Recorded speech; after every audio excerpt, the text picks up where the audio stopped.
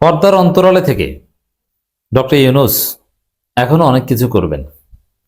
Doctor ইউনূসের বিদায়, তিনি বিদায়ী ভাষণ দিয়েছেন, শপথ পড়িয়ে দিয়েছেন, শপথ অনুষ্ঠিত হয়েছে, তারেক রহমান প্রধানমন্ত্রী হয়েছে, ডাক্তার শফিকুর রহমান বিরোধী দলীয় নেতা।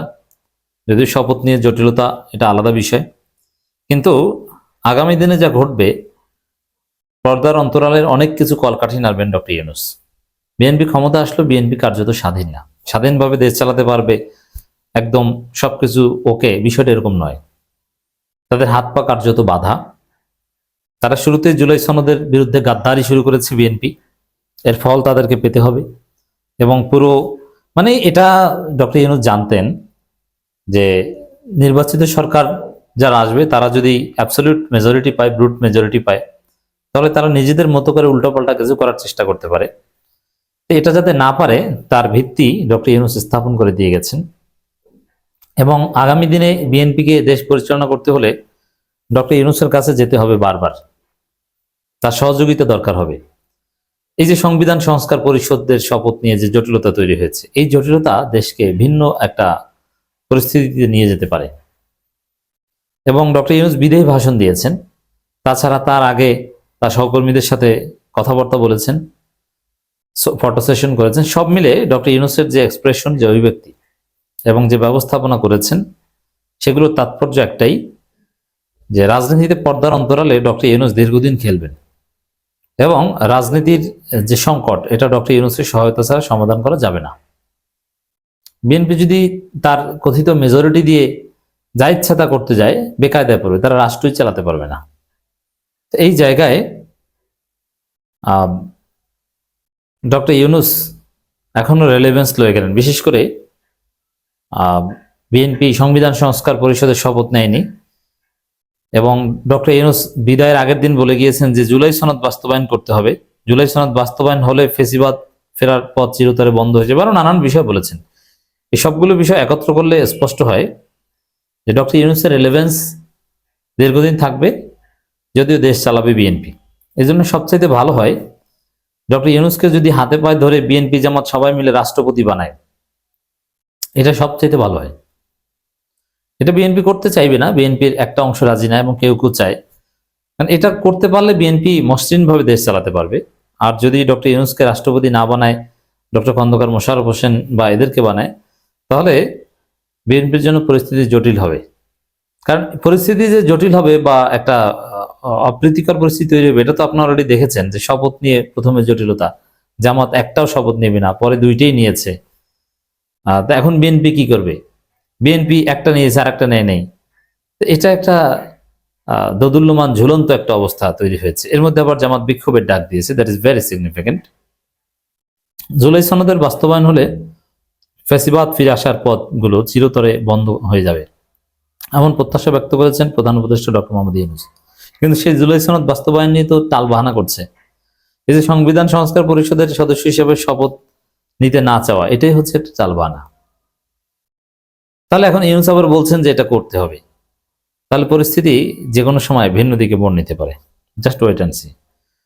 জাতির উদ্দেশ্যে দেওয়া বিদায়ী ভাষণে তিনি বলেন, গণভোটে বিপুল সমর্থনের মাধ্যমে দেশের মানুষ জুলাই সনদ বাস্তবায়নের পক্ষে রায় দিয়েছে, নির্ধারিত সময়সীমার মধ্যে এই সনদ কার্যকর হবে বলে তিনি আশা প্রকাশ করেন। বিএনপি কিভাবে জুলাই সনদ বাস্তবায়ন করবে? তারা জুলাই সনদের মূল যে ভিত্তি, সংবিধান সংস্কার পরিষদ, সংবিধানটাই তো মূল এখানে। সেই এটা 180 দিনের মধ্যে করতে হবে।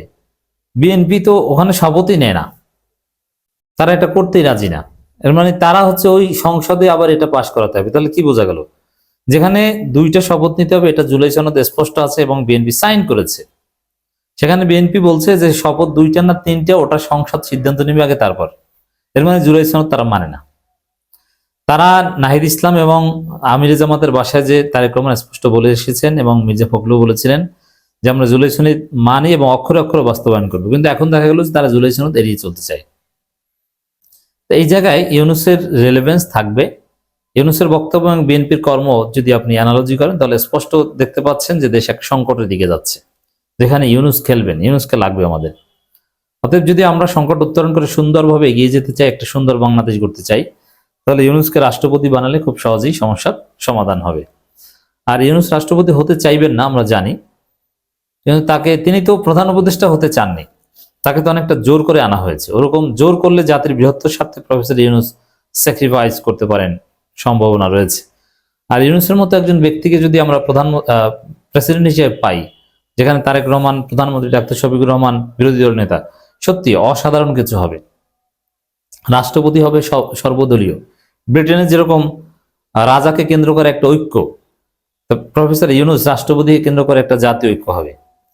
তারেক রহমান যদি মসৃণভাবে দেশ চালাতে চান, তা বাংলাদেশের সমস্যা সমাধান করতে চান, তার সমস্যার সমাধানে 80% নিহিত ইউনূসকে হাতে পায়ে ধরে যদি রাষ্ট্রপতি বানানো যায়, তাহলেই সমস্যার সমাধান হয়ে গেল। ইউনূস যে আশা প্রকাশ করছেন বিএনপি তার উল্টো পথে হাঁটছে। প্রধান উপদেষ্টা বলেন, অন্তর্বর্তী সরকারের নানা সীমাবদ্ধতা নিয়ে আলোচনা হলেও জুলাই সনদের কথা জাতি কখনো বলবে না। এই সনদ প্রণয়ন ও গণভোটে পাশ করাতে রাজনৈতিক দল, সামাজিক সংগঠন, অধিকার রক্ষা প্রতিষ্ঠানগুলোর অবদান কৃতজ্ঞতার সাথে স্মরণ করছেন তিনি। এত কিছু হয়ে গেল, এখন বিএনপি সেটা কার্যত অস্বীকার করার চেষ্টা করছে। না, এই অস্বীকারের ফল ভালো হবে না। এটা বিএনপির জন্যই লেজিটিমেসি ক্রাইসিস তৈরি করবে। দেখেন, জামাত শপথ নিয়েছে, বিএনপি নেয়নি। এখন যদি না নেয় তাহলে জামাত কি করবে? সংসদে যাবে না কি? জামাত এখানে কিন্তু সিনসিয়ার, সেটা বারবার প্রমাণ করছে যে তারা প্রথমে বলেছিল শপথ আমরা একটাও নিব না যদি বিএনপি দুইটা না নেয়, কিন্তু শপথ জামাত শেষ পর্যন্ত নিয়েছে এবং দুইটা নিয়েছে, এবং শপথটা কিন্তু দেওয়া হয়েছে, শপথটা দিয়েছে। কিন্তু দেখেন, এই যে শপথ, জুলাই সনদ, এগুলো বিএনপি অস্বীকার করবে? নেভার, পারবে না। তাহলে বিএনপি লেজিটিমেসি থাকবে না। কেন অস্বীকার করতে পারবে না? কারণ এই শপথ নির্বাচনটা হয়েছে একটা অন্তর্বর্তীকালীন সরকারের অধীনে, এবং এই অন্তর্বর্তীকালীন সরকারেই শপথটা দিয়েছে। অতএব বিএনপি যদি এগুলো অস্বীকার করে, তাহলে তো তাদের নির্বাচিত হওয়া শপথ কোনোটাই বৈধ হয় না। অতএব বিএনপি তাহলে আরো বিপদে পড়ে। তিনি জানান, প্রায় 1.5 যুগ পর দেশে উৎসবমুখর, অংশগ্রহণমূলক ও শান্তিপূর্ণ জাতীয় নির্বাচন অনুষ্ঠিত হয়েছে। একই সঙ্গে ব্যাপক সাংবিধানিক পরিবর্তনের লক্ষ্যে সর্বসম্মত জুলাই সনদের উপর গণভোট সম্পন্ন হয়েছে। এই নির্বাচন ভবিষ্যতের জন্য একটি দৃষ্টান্ত হয়ে থাকবে বলে মন্তব্য করেন তিনি। হ্যাঁ, এখন এই ইউনূস সরকার, আবার অনেকে বলেন ইউনূস সরকার যেন কেউ না পালায়, অমুক তমুক। আরে ভাই, ইউনূস সরকার যদি আপনি ধরতে যান, আপনার ক্ষমতাই তো অবৈধ। যে এরা পালাবে, এরা থাকবে না, এরকম কথাবার্তা বলা হচ্ছে। আপনি যদি ইউনূস সরকারের কাউকে, দুর্নীতির কারণে এটা ভিন্ন কথা, কিন্তু এই অন্তর্বর্তীকালীন সরকার অসাংবিধানিক সরকার ছিল, যেটা কোনো সংবিধানে নাই, ওইটা ধরে যদি ইউনূস সরকারকে ফাঁসি দিতে চান, তাহলে বিএনপিরই কল্লা থাকবে না। কারণ বিএনপির ক্ষমতা লেজিটিমেসি পায় না, বৈধতা, নির্বাচন কিছু বৈধতা পায় না এই অন্তর্বর্তীকালীন সরকারের বৈধতা দেওয়া ছাড়া। অতএব সংবিধানের যেসব হিসাব নিকাশ যেগুলো বিএনপি দেখাচ্ছে এবং উত্থাপন করছে, এতে বিএনপির লেজিটিমেসি থাকে না। কারণ বিএনপি তো ওই প্রক্রিয়ায় একটা নির্বাচনের মধ্য দিয়ে আসেনি। অতএব ডক্টর ইউনূসের রিলেভেন্স আছে, এবং